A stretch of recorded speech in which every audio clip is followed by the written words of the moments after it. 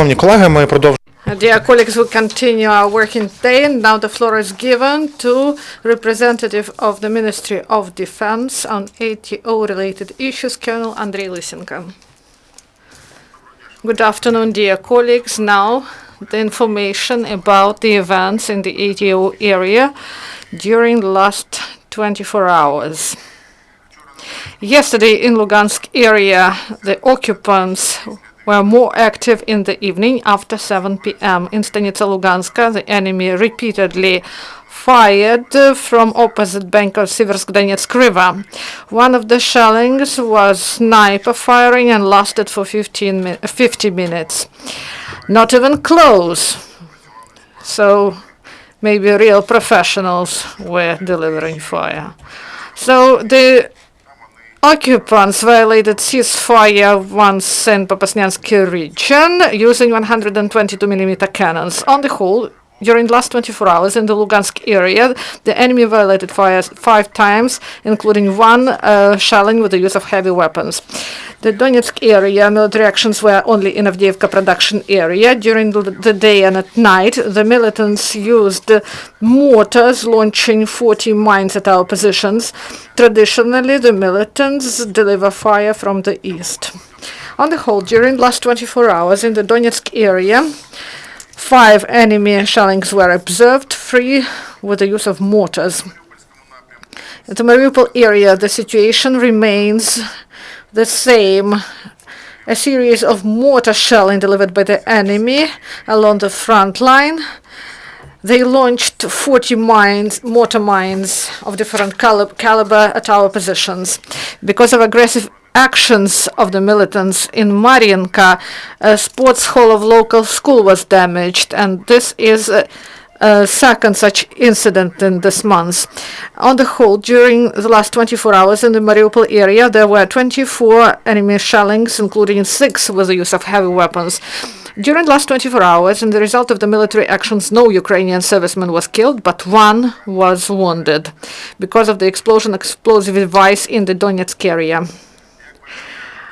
As SMMOSCE representatives inform, the militants limited access of the representative of the mission to the areas of disengagements: Lugansk, Stanitsa Luganska, Pervomaisk, Zolote Petrivska, Bogdanivka. According to the words of the occupants, this is connected with mine threat. Training continues. In Kharkiv, radio, chemical, and bio-defense detachments of the National Guard were trained. They revealed poisonous substances with the use of chemical reconnaissance devices. They also revealed contamination at different objects and searched for radioactive substances with the use of dosimeters. In Kievshina, artillerymen and anti-aircraft gunners of National Guard had large-scale training and live fire exercises. According to the scenario, the detachments were rehearsing their actions in case of air attack of the enemy, radiochemical and biocontamination. Also, they rehearsed how to repel subversive and reconnaissance groups if they attack columns of military equipment. Also, how to counteract tanks if they breached the far front, and how to counteract subversive groups. A wide variety of weaponry was used in the training: self-propelled system howitzers, mortars, anti-aircraft guns, and air drones. Ukrainian field engineers continue to demine ATO area. From the start of October, the demining groups of armed forces of Ukraine in the ATO area verified and demined more than 30 hectares of land and more than 1.5 kilometers of road.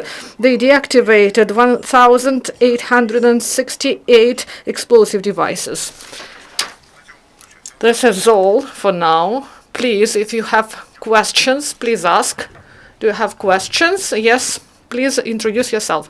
Ksenia Dvornikova, 5th channel. And what about air drones? So they didn't record enemy air drones. And do you have such information? No. If we have it, we will provide it. So Did Ukrainian servicemen return fire? During last 24 hours, our servicemen did not return fire. Thank you, Andriy. This is the end of press briefing. Thank you. Dear colleagues, our next event is at 1 p.m.